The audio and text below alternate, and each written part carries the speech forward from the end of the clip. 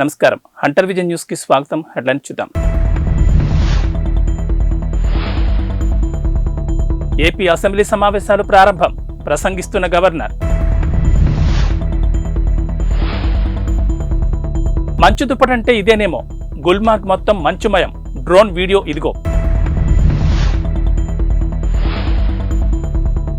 క్యాన్సర్ను జయించడంలో పురోగతి. టీకాను అభివృద్ధి చేసిన బ్రిటన్ శాస్త్రవేత్తలు. గ్రామీ 2024 మ్యూజిక్ అవార్డులో మెరిసిన భారత్. ఏపీ అసెంబ్లీ సమావేశాలు ప్రారంభమయ్యాయి. సమావేశాలకు వచ్చిన గవర్నర్ అబ్దుల్ నజీర్ కు ముఖ్యమంత్రి జగన్ స్వాగతం పలికారు. ప్రస్తుతం ఉభయ సభలను ఉద్దేశించి గవర్నర్ ప్రసంగిస్తున్నారు. గవర్నర్ ప్రసంగం తర్వాత బీఎస్సీ సమావేశం జరగనుంది. ఈ నెల 7న ఓట్ ఆన్ అకౌంట్ బడ్జెట్ ను ఆర్థిక మంత్రి బుగ్గన రాజేంద్రనాథ్ రెడ్డి ప్రవేశపెట్టనున్నారు. ఈ ఆర్థిక సంవత్సరం తొలి త్రైమాసికం ఏప్రిల్ నుంచి జూన్ వరకు ఈ బడ్జెట్ కు అసెంబ్లీ ఆమోదం పొందనుంది. దేశంలో ప్రముఖ పర్యాటక కేంద్రం కశ్మీర్లో కనిష్ట ఉష్ణోగ్రతలు నమోదవుతున్నాయి. హిమపాతంతో గుల్మార్గును మంచు తుప్పటి కప్పేసింది. గడిచిన 72 గంటలుగా ఇక్కడ ఉష్ణోగ్రతలు మైనస్లోనే రికార్డవుతున్నాయి. అడుగుల కొద్దీ పేరుకుపోయిన మంచుతో గుల్మార్గ్ అంటార్కిటికాను తలపించేలా మారింది. వింటర్లో స్కీయింగ్ కు గుల్మార్గ్ పేరుంది. ప్రపంచం నలుమూల నుంచి పర్యాటకులు ఈ సీజన్లో గుల్మార్గ్ చేరుకుంటారు. 3 రోజులుగా మంచు కురుస్తూనే ఉండడంతో టూరిస్టులు ఎంజాయ్ చేస్తున్నారు.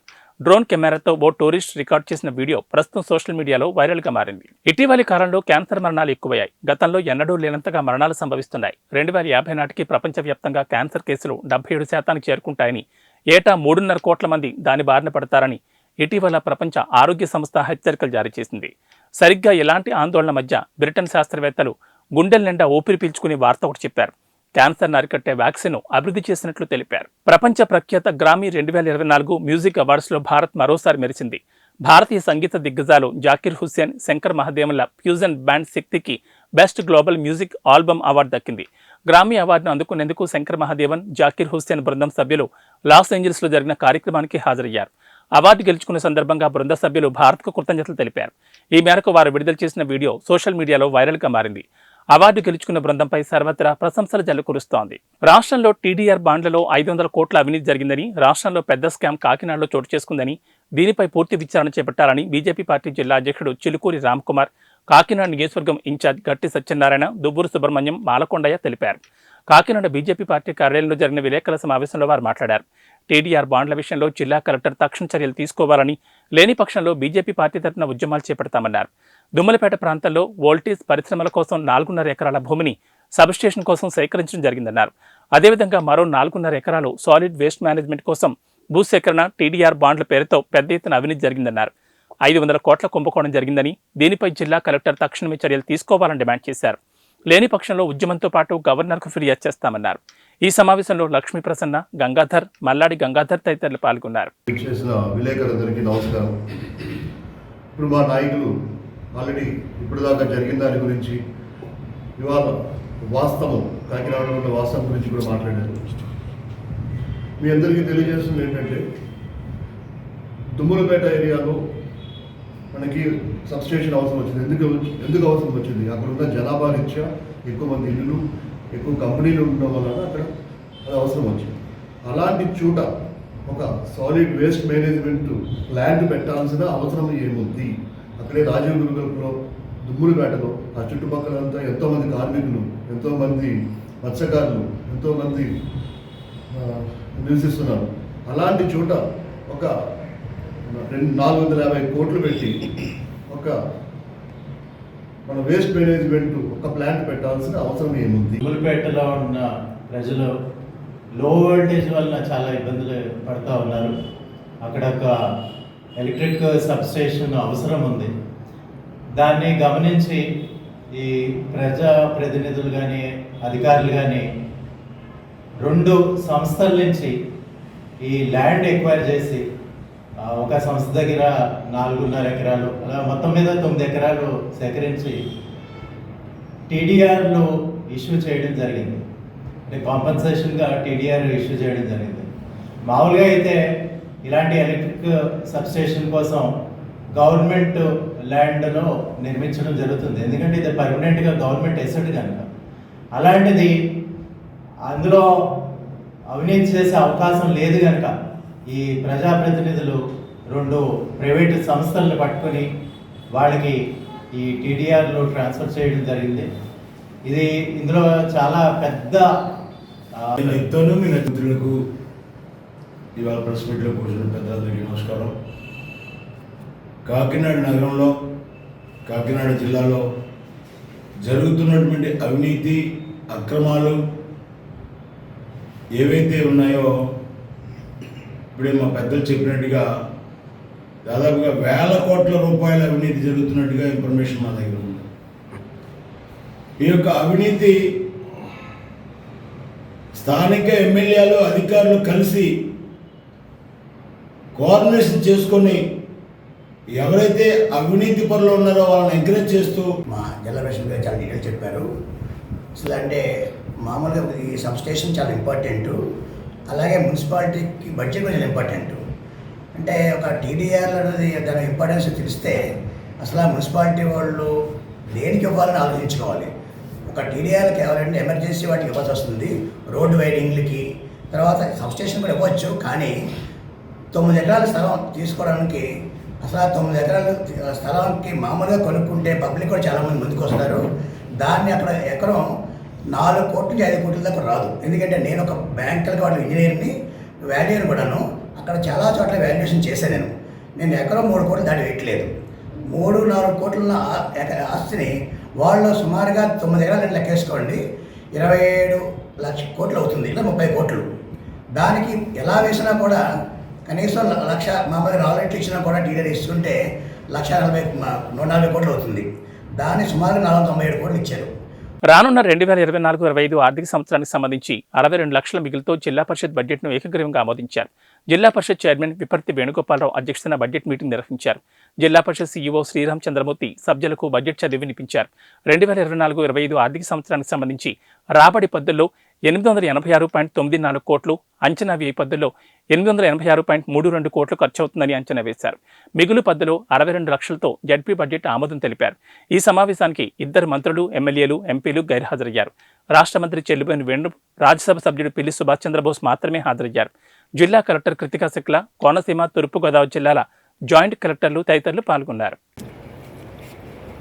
ఇదే కాకుండా ఇటువంటి ఆర్థిక ఒడిదుడుకులు ఉన్న దేశీ గారు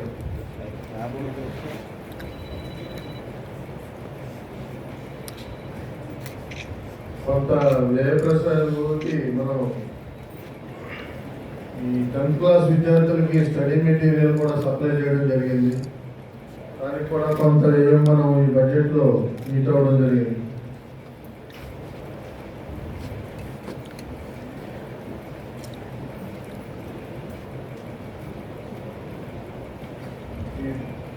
మనం సవరించినటువంటి బడ్జెట్ని గౌరవ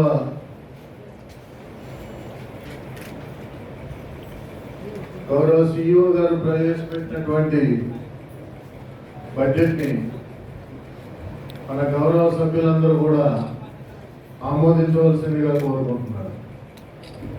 గారు శ్రీ విపర్తి వేణుగోపాలరావు గారికి, అదేవిధంగా ఇక్కడ ఆశీలైనటువంటి మన ఎంపీ పిల్లి సుభాష్ చంద్రబోస్ గారి గౌరవనీయులైనటువంటి ఎంపీ గారు శ్రీ పిల్లి సుభాష్ చంద్రబోస్ గారికి, అదేవిధంగా జిల్లా జాయింట్ కలెక్టర్ ప్రవీణ్ ఆదిత్య గారికి, కోనసీమ జిల్లా జాయింట్ కలెక్టర్ గారు నుపూరి గారికి, సభలో ఆశీలైనటువంటి మన ప్రీతం సభ్యులందరికీ, అదేవిధంగా అధికారులకు, అనధికారులకు, మరియు అక్కడ ఆశీలైనటువంటి ఆహుతులైనటువంటి పత్రికా విలేకరులకి అందరికీ కూడా నా మనస్సు మాంజలు తెలియజేస్తూ ఈ సభా కార్యక్రమంలో ముందుగా అధ్యక్షుల వారి యొక్క తొలి పలుకులు పలకవలసిందిగా తెలియజేయవలసిందిగా గౌరవనీయులైనటువంటి మన చైర్పర్సన్ గారిని కోరడమైనది.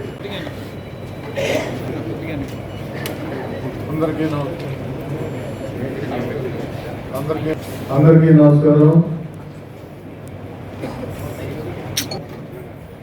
గౌరవ రాజ్యసభ సభ్యులు శ్రీ పిల్లి సుభాష్ చంద్రబోస్ గారికి, అలాగే జిల్లా జాయింట్ కలెక్టర్స్కి, ప్రజాప్రతినిధులకు, నా తోటి గౌరవ జడ్పీటీసీ సభ్యులకు, కోఆప్షన్ సభ్యులకు మరియు మండల పరిషత్ అధ్యక్షులకు, ఇతర జిల్లా అధికారులకు, సిబ్బందికి నా హృదయపూర్వక నమస్కారాలు. హాజరైన ఎలక్ట్రానిక్ అండ్ మీడియా ప్రతినిధులకు మరియు ప్రెస్ రిపోర్ట్లకు, ఇతర ఉద్యోగులకు శుభాభినందనలు. మన ప్రీతమ నేత గౌరవ రాష్ట్ర ముఖ్యమంత్రి వర్యులు శ్రీ వైఎస్ జగన్మోహన్ రెడ్డి గారికి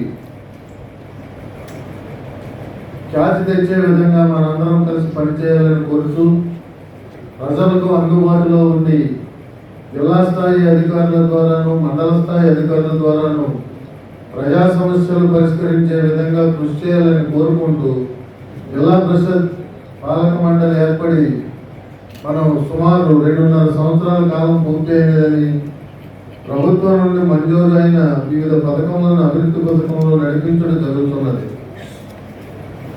అలాగే 23-24 ఆర్థిక సంవత్సరంలో సాధించిన వివిధ అభివృద్ధి పనుల ప్రగతి, ప్రస్తుత సంవత్సరంలో కొనసాగించు 24-25 ఆర్థిక సంవత్సర వార్షిక బడ్జెట్ను ప్రస్తుతం సభలో ప్రవేశపెట్టి ఆమోదం కొరకు వివరించవలసిందిగా సిఇఓ గారిని కోరుతున్నాం. తెల్లారు రామాలయం వద్ద భజన కార్యక్రమం శ్రీ వేణుగోపాల భక్తి స్వరాంజలి గ్రూప్ సభ్యులు తర్రా జనార్దన్ రావు మరియు అభయాంజనేయ భజన బృందంతో కలిసి భజనలో పాల్గొన్నారు. అయ్యన్నవాడు హార్మోనిస్ట్ మరియు Someswararao, Chinnarao, S Malleswararao, R Srinivas, S Bhaskarrao, Krishnarao, Lakshminarayana, వాయిద్యకారులు పాల్గొన్న బృందం మరియు అర్చకులు వై గవరయ్య తెలియజేశారు.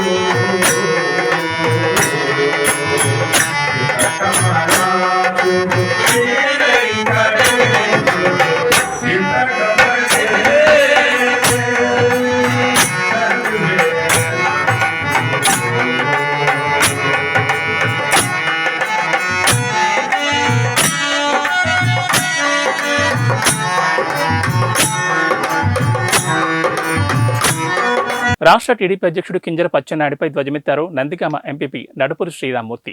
అందరికీ నమస్కారం. ఈరోజు తెలుగుదేశం పార్టీ రాష్ట్ర అధ్యక్షుడు అచ్చెన్నాయుడు గారు మా వైఎస్ఆర్సీపీ ఎంపీ క్యాండిడేట్ అయిన తిలక్ గారిపై ఆవాకులు చవాకులు పేలుతున్నారు. ఆయన ఇతన్ని తిలక్ గారిని విమర్శించే ముందు అతని స్థాయి ఏంటో, అతని ఏ స్థాయి నుంచి ఇప్పుడు పార్టీ అధ్యక్షుడి వరకు వచ్చాడో ఒకసారి ఆత్మపరిచయం చేసుకోవాల్సిందిగా కోరుతున్నాం. ఎందుకంటే ఆయనే స్వయాన నాకు ఇంగ్లీష్ రాదు, హిందీ రాదు అని చెప్పి పబ్లిక్గా చెప్పిన అతను రాష్ట్ర పార్టీ తెలుగుదేశం పార్టీ రాష్ట్ర అధ్యక్షుడిగా ఉండడానికి అతనికి ఎటువంటి అర్హత లేదు. ఎందుకంటే ఇంగ్లీష్ హిందీ రాని వ్యక్తి రాష్ట్ర పార్టీ అధ్యక్షుడిగా ఉన్నాడు. గతంలో మంత్రిగా ఎలా పదవిని అనుభవించాడో కూడా ప్రజలకి చెప్పవలసిందిగా మేము డిమాండ్ చేస్తాను. ఎందుకంటే రాష్ట్ర పార్టీ అధ్యక్షుడిగా ఉంటూ అలాగే అంతకుముందు రాష్ట్ర మంత్రిగా చేసి ఈ రాష్ట్ర అభివృద్ధికి ఇంగ్లీష్ హిందీ తెలియని కనీస పరిజ్ఞానం లేని అచ్చెన్నాయుడు ఎలా జీవోలను పాస్ చేసి ప్రజలకి పథకాలు ఎలా అందజేశాడు అనేది ప్రజలందరికీ అర్థమవుతుంది. ఇతని ఆధ్వర్యంలోనే ఈఎస్ఐ స్కాములు ఇలాంటి పెద్ద పెద్ద స్కాములన్నీ ఆయన చేశాడు. ఎందుకంటే ఆయన కనీస పరిజ్ఞానం లేకపోవడం వల్ల అతను చేసిన పని కూడా అతనికి అతని పదవికి కూడా న్యాయం చేయలేదు. ప్రజలకు నెత్తిన అవినీతికి పాల్పడి ప్రజల నెత్తిన భారాన్ని మోపాడు. అలాంటి వ్యక్తి ఈరోజు ఈ కనీస పరిజ్ఞానం లేని ఇంగ్లీష్ హిందీ రాదు నాకు ఎక్కడ పార్లమెంట్ దగ్గర కూర్చోబెడితే గోడలు చూస్తానని చెప్పి అతనే స్వచ్ఛందంగా ఒప్పుకున్నాడు. అలాంటి వ్యక్తి ఈరోజు పార్టీ అధ్యక్షునిగా ఎలా పనిచేస్తాడో ఆ పార్టీ అధ్యక్షుడు చంద్రబాబు నాయుడే అతని వ్యక్తిత్వాన్ని గుర్తించాల్సిందిగా మేము కోరుతున్నాం. శ్రీ గౌరీ శంకర వీరభద్రస్వామి వారి ఆలయం గత 60 సంవత్సరాల నుంచి కార్తీక మాసంలో 4 రోజుల పాటుగా శ్రీ గౌరీ శంకర్లను ఆలయంలో నిలిపి భక్తి శ్రద్ధలతో పూజా కార్యక్రమాలు, కుంకుమ పూజ కార్యక్రమం చేసి అమ్మవారిని నిమజ్జనం చేస్తారు. ఈ కార్యక్రమాన్ని పురస్కరించుకుని ఈ రోజు అమ్మవారి ఆలయంలో సుమారుగా 2000 మందికి అన్న సమారాధన చేశారు. ఇందులో Devanga Sangham president Jana Gauri Shankar, Tuni Devanga education trust chairman Donthamsetti Nandi Mallikarjunarao, doctor Budida Veerabhadrarao, గోరు సాయి చంద్రశేఖర్, బూడిది కృష్ణ, జట్ల భవానీ శంకర్, మదన వీరచంద్రరావు, మలిపెద్ది రామలింగ, తూతికి నాగేశ్వరరావు, కుందన్ సత్యనారాయణ, దేవాంగ సంఘం కమిటీ సభ్యులు, మహిళా కమిటీ సభ్యులు పాల్గొన్నారు.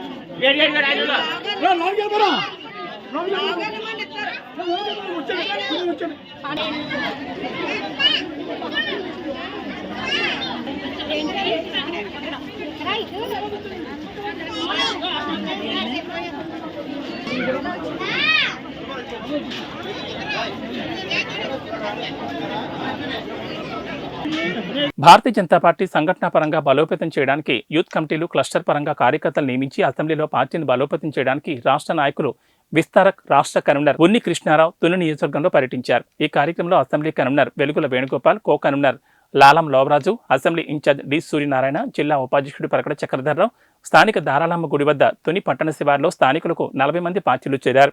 పార్టీ అధ్యక్షులు పడాల విశ్వనాథం ఆధ్వర్యంలో తునిలో ముఖ్య నాయకులు పార్టీ కేంద్ర ప్రభుత్వం పథకాలను ప్రజలకు వివరించారు. పార్టీలో చేరిన వారు Kollabathula Praveen Kumar, D Surya, state vice president Achanta Srikanth, Polisetti Madhu ఉన్నారు. వందే భారత్ ట్రైన్ వచ్చింది మన దగ్గరికి. తునిలో స్టాపింగ్ లేకపోయినా కూడా మన ఈ వెళ్తున్నాయి. 130 km మళ్ళీ పక్కనే ఇదివరకు మోడీ గారు వచ్చినప్పుడు 89 ఎయిర్పోర్ట్ ఉండే, ఈరోజు అది 280 ఎయిర్పోర్ట్కి ప్లానింగ్ చేస్తున్నారు. మెడికల్ కాలేజెస్ మనకి మన జిల్లాలో కాకినాడలో మాత్రం ఉంటే ఇప్పుడు కాకినాడ కాదు, రాజమండ్రి, అమలాపురం కూడా ప్లాన్ చేశారు. ఒక్కొక్క మెడికల్ కాలేజీకి 300 crores ఇచ్చారు కేంద్ర గవర్నమెంట్. అలాగే మన హైవేలో హైవే డెవలప్మెంట్కి యూపీ తర్వాత ఎక్కువ రోడ్డు డెవలప్మెంట్కి 120 crores వరకు మనం స్పెండ్ చేసాం ఆంధ్రప్రదేశ్ మొత్తం మీద నేషనల్ హైవే ప్రాజెక్ట్.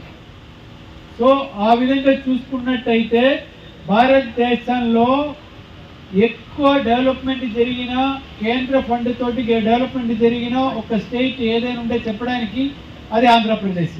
కానీ దురదృష్టం ఏంటంటే వేరే పేరు మీదే, వేరే జగనన్న భీమని రకరకాల పేరు, స్టిక్కర్, ఇదివరకు స్టిక్కర్ మార్చేవడం, ఇప్పటి వరకు పేర్లు మార్చేది.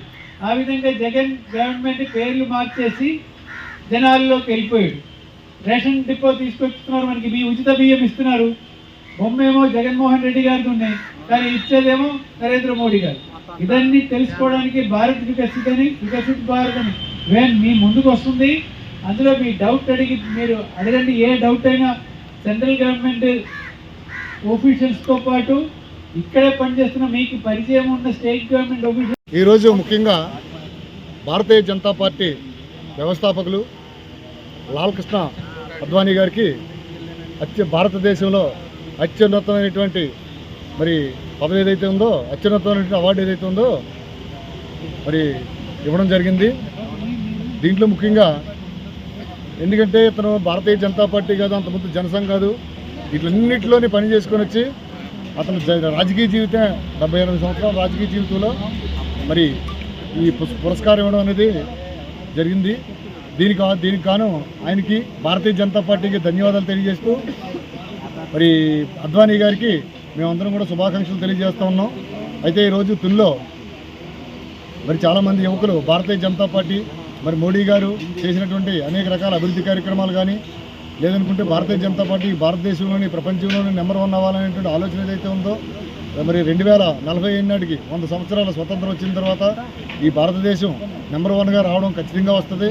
దానికోసం ఏదైతే భారతీయ జనతా పార్టీ మరి మోడీ గారి నాయకత్వంలో జరుగుతూ ఉన్నదో ఆ అభివృద్ధిని చూసి మరి ఇవాళ యువత చాలామంది భారతీయ జనతా పార్టీలో జాయిన్ అవ్వడం జరిగింది. ఇంకా చాలామంది జాయిన్ అయ్యేటువంటి పరిస్థితులు ఉన్నాయి. కాకపోతే ఇక్కడ ఉన్నటువంటి స్థానికంగా ఉన్నటువంటి మరి వాళ్ళకు ఉన్నటువంటి ఇబ్బందుల్లో కొంతమంది రాలేకపోవచ్చు, కొంతమంది యువకులు బయటకు వస్తున్నారు. ఏదేం జరిగినా 2024 నాటికి భారతీయ జనతా పార్టీ ఆంధ్రప్రదేశ్లో ఖచ్చితంగా గెలుస్తుందని చెప్పి మేమందరం అనుకుంటా ఉన్నాం. ఎందుకంటే ఇప్పుడు ఇంతకుముందు ఏవైతే ఉన్నాయో పార్టీలు, ఈ పార్టీలను ఇంతకుముందు అందరూ చూసేశారు. కాబట్టి కొత్తగా ఇప్పుడు అభివృద్ధి అనేది ఏంటనేది భారతీయ జనతా పార్టీ వల్ల జరుగుతుంది. ఆ భారతీయ జనతా పార్టీ ముందు 9 సంవత్సరాల్లోనే అంత ముందున్న ప్రభుత్వం కానీ ఇప్పుడు ఉన్నటువంటి ప్రభుత్వం కానీ సెంట్రల్ గవర్నమెంట్ మోడీ గారి దగ్గర నుంచి సెంట్రల్ గవర్నమెంట్ ఇచ్చిన డబ్బులతోనే మేమిచ్చామని చెప్పి స్టిక్కర్లు వేసి అంటించుకునేటువంటి పరిస్థితి ఉన్న విషయం ప్రజలందరికీ అర్థమైపోయింది. కాబట్టి 2024 నాటికి మరి ఆంధ్రప్రదేశ్లో మరి భారతీయ జనతా పార్టీ ఖచ్చితంగా మరి ప్రభుత్వాన్ని ఏర్పాటు చేసి మరి డబుల్ ఇంజిన్ ఏదైతే అక్కడ సెంట్రల్లో కానీ ఇక్కడ స్టేట్లో కానీ మరి భారతీయ జనతా పార్టీ ఉంటే ఇంకా మన స్టేట్ అభివృద్ధి చెందేటువంటి అవకాశం ఉంది. కాబట్టి మరి ప్రజలందరూ కూడా మరి భారతీయ జనతా పార్టీ రావాలని కోరుకుంటున్నారు. భారత్ మాతకి జై.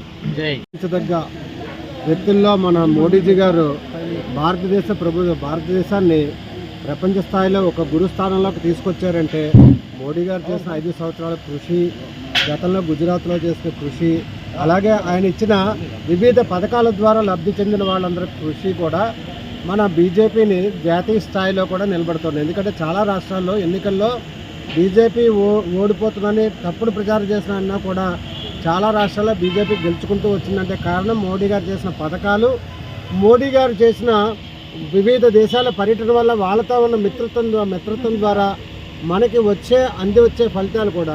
కావాలంటే చూడండి, రష్యా కానీ ఉక్రెయిన్ కానీ యుద్ధంలో మన ఇండియన్ వాళ్ళు ఉక్రెయిన్లో ఉండిపోతే అక్కడ మోడీ గారు ఒక ఫోన్ చేస్తే వాళ్ళు యుద్ధాన్ని ఆపి మన దేశ ప్రజల్ని మన దేశ విద్యార్థులు కూడా బయటకు వచ్చేంత వరకు కూడా వాళ్ళు యుద్ధాన్ని ఆప్ చేశారంటే మోడీ గారు ఎంత గొప్పతనో మీరు కూడా ఆలోచించండి.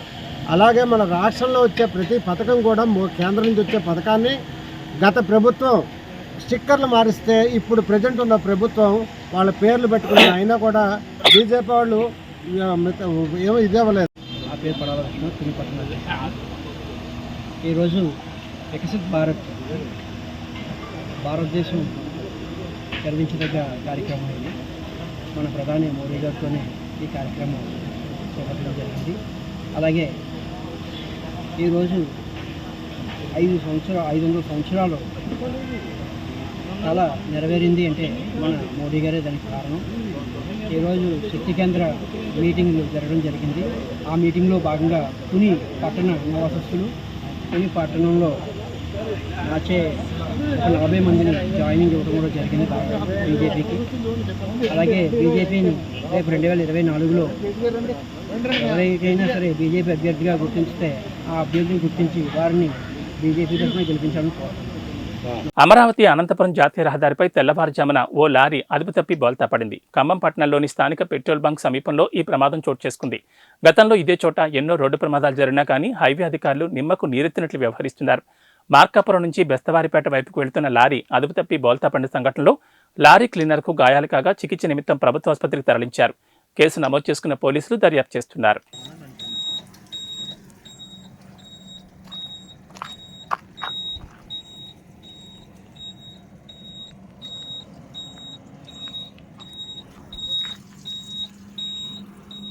ప్రకాశం జిల్లా ధోర్నాల పంచాయతీ పరిధిలోని ఐనమొక్కల నందు క్రైస్ట్ చర్చ్ సంఘ కాపరి పాస్టర్ బుట్టి అగస్టిన్ గారి ఆధ్వర్యంలో ప్రత్యేకమైన ప్రార్థనలో పాల్గొన్నారు ఎర్రగొండపాలెం టీడీపీ నియోజకవర్గ ఇన్ఛార్జ్ గూడూరు ఎరిక్షన్ బాబు మరియు ధోర్నాల మండల నాయకులు.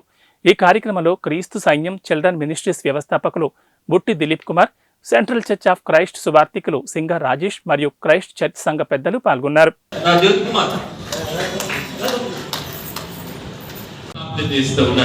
నేను ప్రభు మేము పార్టీకి సంబంధించిన వారికి కాదు కానీ అయ్యా మీ శరణు కోరి వచ్చిన వారిని ప్రభు దీవించునికే మేము ప్రభు ఇష్టపడుతూ ఉన్నాం. తండ్రి కనికరించయ్యా, సార్ గారిని మీరు దీవించండి. మా నాయకులందరినీ, వారి కుటుంబాలని, వారి వ్యాపారాలను ప్రభు అయ్యా వారి చేతి పనులన్నింటినీ కూడా మీరు దీవించండి. వెళుతుండగా మీ సన్నిధి తోడు ఉంచండి. ఇది ఏ కార్యక్రమాల్లో సార్ గారు ఉండబోతున్నారు, వారితో పాటు ప్రభు వారి టీం అంతా ఉండబోతుందో మీ సన్నిధి వారికి తోడుగా ఉంచి ఆయన మీరే ఘనతను దయచేయమని ప్రార్థన చేస్తూ ఉన్నాను. ఆయన మొక్కలకు ప్రభు మాకు క్రిస్టియన్ పెద్దలుగా ఉన్నటువంటి మా ప్రియులు పెద్దలు డిపిఎస్ఐ గారిని బట్టి స్తోత్రం చెల్లిస్తున్నాను. వారిని వారి కుటుంబాన్ని కూడా మీరు దీవించండి. స్థానికంగా ఉన్న పెద్దలందరినీ, కూడి వచ్చిన అందరినీ, కార్యకర్తలందరినీ దీవించండి. సంఘముగా వీరందరికీ కూడా శుభమని పలుకుతుండగా ఆశీర్వదించి గొప్ప చేసి గొప్ప సంతోషం నుంచి మీరే మహిమ పొందమని స్తుతులు, మహిమ, ఘనత, ప్రభావములు మీకు మాత్రం ఆరోపిస్తూ యేసయ్య నామమున ప్రార్థించి వేడుతున్నాను తండ్రి. తండ్రి, కుమార, పరిశుద్ధాత్మ త్రియేక దేవుని ప్రేమ, కృప, సమాధానం కూడి వచ్చిన మనందరికీ మరి విశేషంగా ఈ దినం చక్కని మాటలతోటి సంఘాన్ని బలపరిచి నాయకత్వాన్ని ప్రభు దైవలన కోరుకుంటున్నటువంటి ఎరిక్సన్ బాబు సార్ గారికి, వారి ప్రయత్నములన్నిటికీ, వారి కుటుంబానికి, తెలుగుదేశం పార్టీ వ్యవస్థాపకులు, నాయకులు అందరికీ సదాకాలం దేవుని సన్నిధి తోడై ఉండునుగా. ఈ కార్యక్రమానికి ఆది అంతమైనటువంటి మన సహోదరులు, దైవ సేవకులు అగస్టిన్ పాస్టర్ గారు, అదేవిధంగా రాజేష్ గారు దేవుని యొక్క వర్తమానాన్ని సంఘానికి అందిస్తూ దేవుని సేవ నిరంతరం చేస్తున్న వీరిద్దరు కూడా మీ అందరి తరఫున కృతజ్ఞతలు తెలియజేస్తా ఉన్నాను.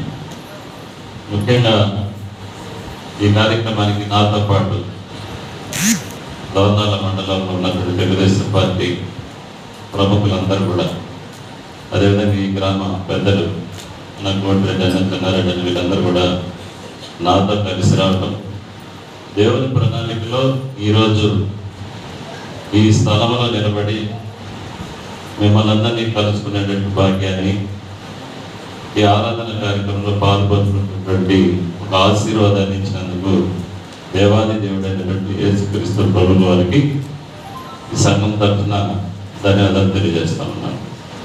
చాలా సంతోషం. మనమందరం కూడా దేవుని బిడ్డలు. ఇందాక నేను వచ్చి బయటకు వచ్చినప్పుడు పాస్టర్ గారు మాట చెప్తా ఉన్నారు. దేవుని బిడ్డల్ని వ్యవసాయదారుడిగా పోల్చడం జరిగింది. బైబిల్లో ఉంది, అది బైబిల్లో ఉన్నమాట. వ్యవసాయం చేసేటటువంటి ఒక రైతు ఆ వ్యవసాయం చేయాలంటే చాలా శ్రద్ధగా, ఆఖరి ఫలం ఇంటికి చేర్చుకునేంత వరకు ఏదైతే క్రమశిక్షణతో ప్రతిఫలం పొందాలని రైతు ఆలోచించి, కష్టపడి, ఆశించి, పెట్టుబడి పెట్టి ఇంటికి ధాన్యాన్ని తీసుకెళ్ళాలని చాలా కష్టం. ఈరోజు దేవుని బిడ్డలో మనం కూడా దేవుని పరిచర్యకు రావటం, ప్రార్థన చేసుకోవటం, బైబిల్ చదవటం మాత్రమే కాదు. బైబిల్లో ఉండేటటువంటి ఖచ్చితంగా పాటిస్తే మాత్రం వ్యవసాయదారుడు ఇంటికి ఫలాలు ఎట్లా తీసుకెళ్తాడో మనమందరం కూడా దేనికి ప్రార్థన చేస్తూ ఉన్నాం. ఈ లోకంలో దేవుడు మనం సృష్టించాడు, ఇక్కడ దేవుని మనం నమ్ముకున్నాము.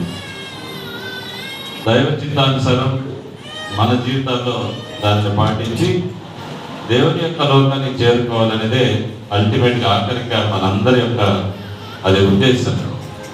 ఆ ఉద్దేశాన్ని నెరవేర్చాలంటే మనం ఖచ్చితంగా మన ఆత్మలన్నీ కూడా పరిశుద్ధంగా ఉండాలా, మన ఆలోచనలన్నీ స్వచ్ఛంగా ఉండాలా, మన నడవడికలు క్రమశిక్షణతో కలిగినటువంటి జీవితాన్ని మనం అలవాటు చేసుకున్నప్పుడే మనకు అది సాధ్యం.